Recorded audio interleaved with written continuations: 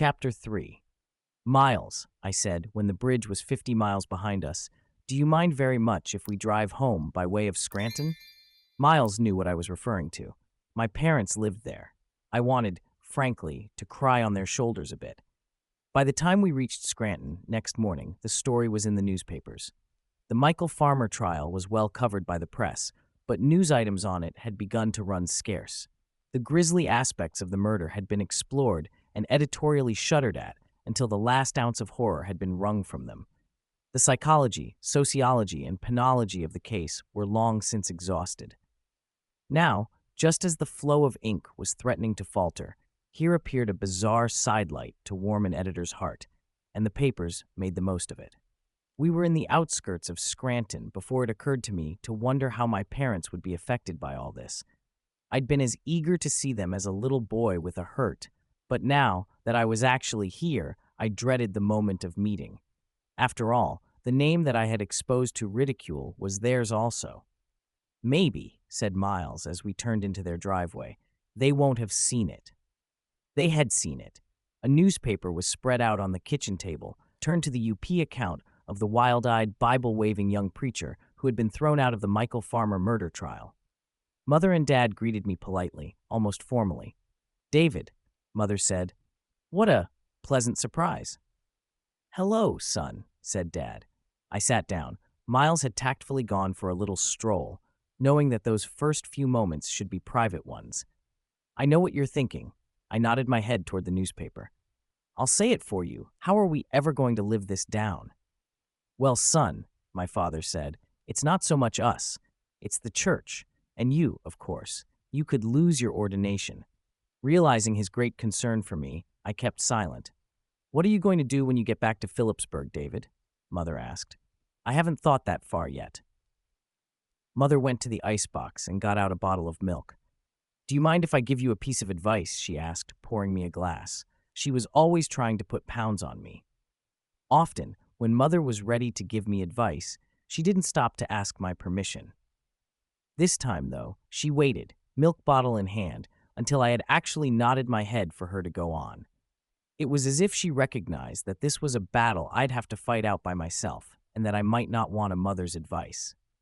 "When you get back home, David, don't be too quick to say you were wrong.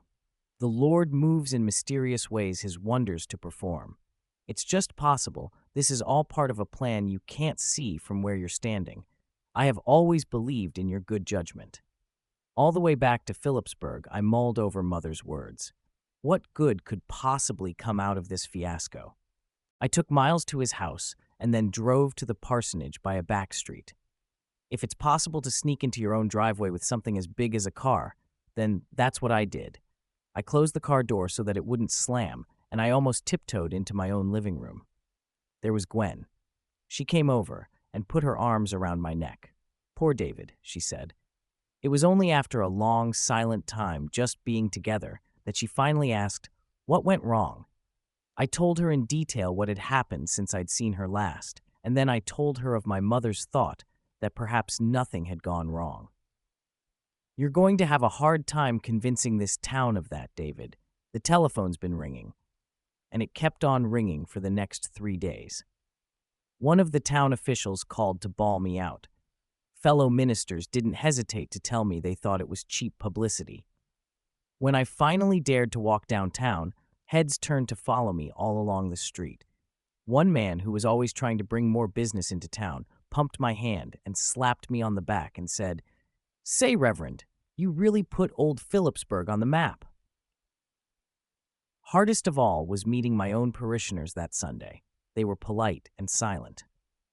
From the pulpit that morning, I looked at the problem as squarely as I could. "I know that all of you must be asking yourselves questions," I said, talking to 200 stony faces. "First of all, you feel for me, and I appreciate that. But then, you must be saying to yourselves, what kind of egoist do we have for a preacher, a man who thinks that every whim he gets is a mandate from God? This is a legitimate question. It would surely look as though I had confused my own will for God's. I have been humbled and humiliated. Perhaps it was to teach me a lesson. And yet, let's ask ourselves honestly, if it is true that the job of us humans here on earth is to do the will of God, Can we not expect that in some way he will make that will known to us? Stony faces still. No response. I wasn't making a very good case for the life of guidance, but the congregation was remarkably kind. Most of the people said they thought I had acted foolishly, but that they knew my heart was in the right place. One good lady said, "We still want you, even if nobody else does." After that memorable statement, she did spend a long time explaining that she hadn't meant it to sound like that. Then a strange thing happened. In my nightly prayer sessions, one particular verse of Scripture kept occurring to me. It came into my mind again and again. All things work together for good to them that love God and are called according to his purpose. It came with great force and a sense almost of reassurance, though to the conscious part of my mind, nothing reassuring was conveyed. But along with it came an idea so preposterous that for several nights I dismissed it as soon as it appeared. Go back to New York. When I had tried ignoring it 3 nights in a row and found it as persistent as ever, I set about to deal with it. This time I was prepared. New York, in the first place, was clearly not my cup of tea. I just did not like the place, and I was manifestly unsuited for life there. I revealed my ignorance at every turn, and the very name New York was for me now a symbol of embarrassment. It would be wrong from every point of view to leave Gwen and the children again so soon. I was not going to drive 8 hours there and 8 hours back for the privilege of making a fool of myself again. As for going back to the congregation with a new request for money, it was out of the question. These farmers and mine workers were already giving more than they should. How would I explain it to them when I myself did not begin to understand this fresh order to return to the scene of my defeat? I had no better chance than before to see those boys. Less, because now I was typed in the eyes of city officials as a lunatic. Wild horses couldn't drag me to my church with such a suggestion. And yet, so persistent was this new idea that on Wednesday night I stood in the pulpit and asked my parishioners for more money to get me back to New York. The response of my people was truly amazing. One by one, they again got up on their feet, marched down the aisle, and placed an offering on the communion table. This time, there were many more people in the church, perhaps 150. But the interesting thing is that the offering was almost exactly the same. When the dimes and quarters and the very occasional bills were all counted, there was just enough to get to New York again. $70 had been collected. The next morning, Miles and I were on our way by 6. We took the same road, stopped at the same gas station, took the bridge into New York. Crossing the bridge, I prayed, "Lord, I don't have the least idea why you let things happen as they did last week, or why I am coming back into this mess. I do not ask to be shown your purpose, only that you direct my steps." Once again, we found Broadway and turned south along this only route we knew. We were driving slowly along when suddenly I had the most incredible feeling that I should get out of the car. "I'm going to find a place to park," I said to Miles. "I want to walk around for a while." We found an empty meter. "I'll be back in a while, Miles. I don't even know what it is I'm looking for." I left Miles sitting in the car and started walking down the street. I hadn't gone half a block before I heard a voice. "Hey, Davy?" I didn't turn around at first, thinking some boy was calling a friend. But the summons came again. "Hey, Davy? Preacher." This time I did turn around.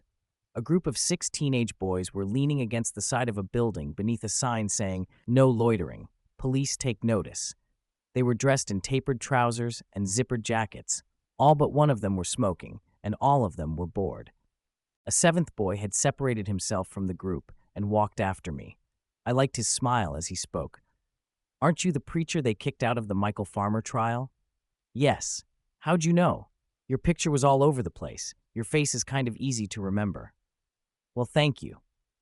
"It's no compliment. You know my name, but I don't know yours." "I'm Tommy. I'm the president of the rebels."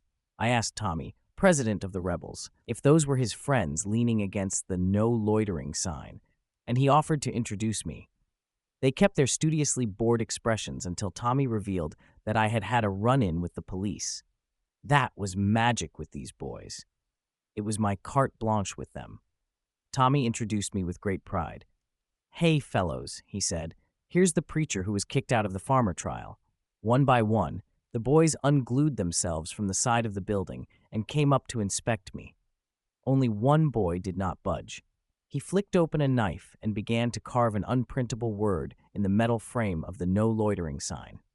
While the rest of us talked, 2 or 3 girls joined us.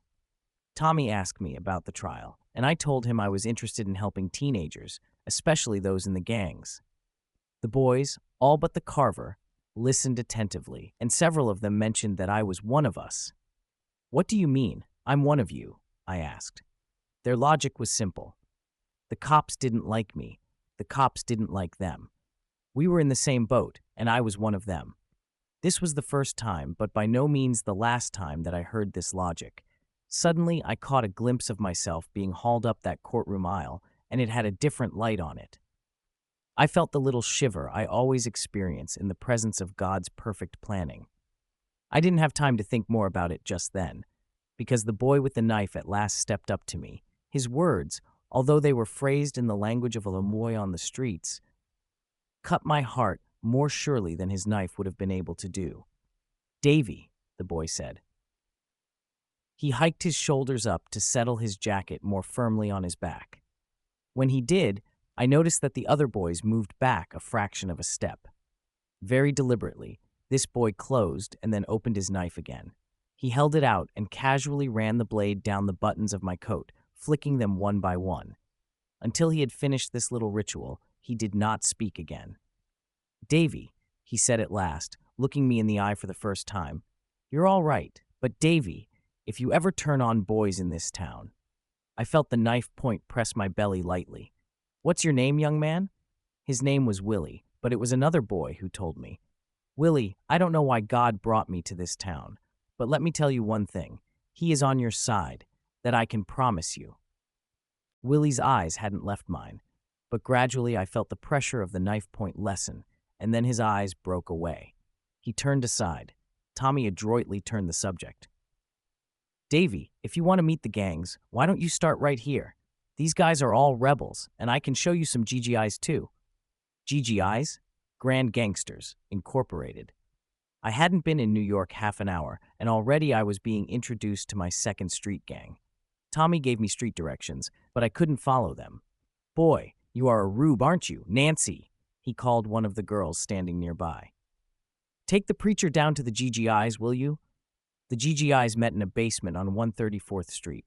To reach their clubroom, Nancy and I walked down a flight of cement stairs, weaving our way past garbage pails that were chained to the building, past thin cats with stiff, filthy fur, past a pile of vodka bottles, until finally Nancy stopped and rapped, 2 quick, 4 slow, on a door. A girl opened it.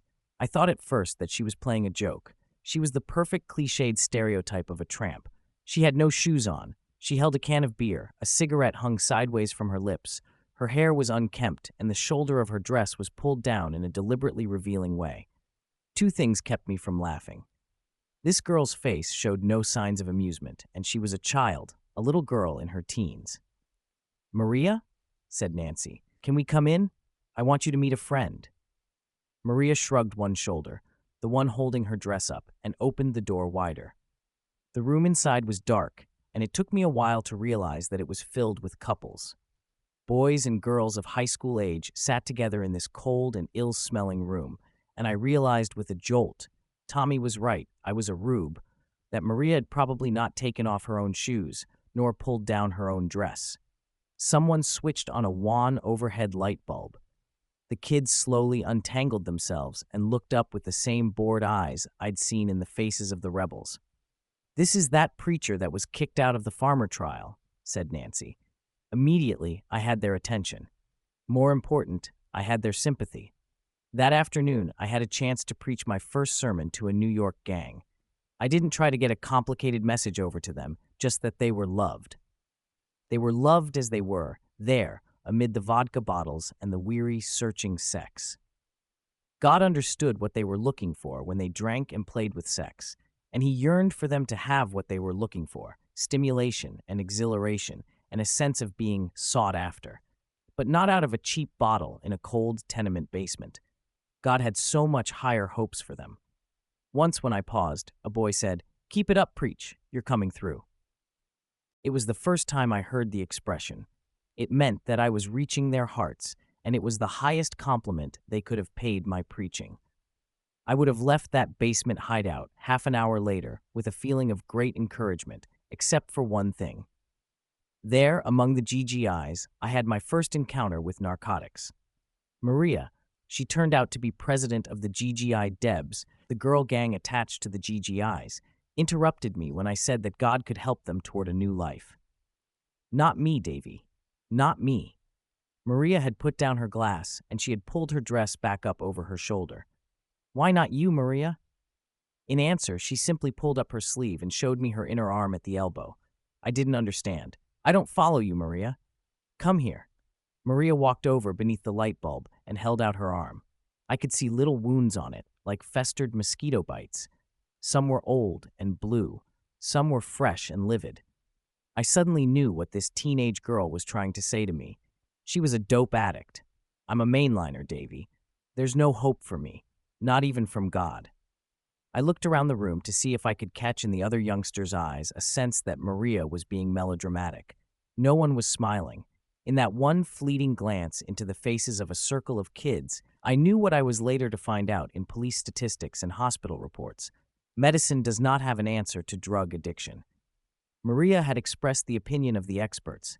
There was virtually no hope for the mainline addict, the one who injects heroin directly into the bloodstream. Maria was a mainliner. If you've made it this far, please don't forget to like this video and subscribe to this channel so you don't miss the next chapters. Thank you. Hope to see you soon.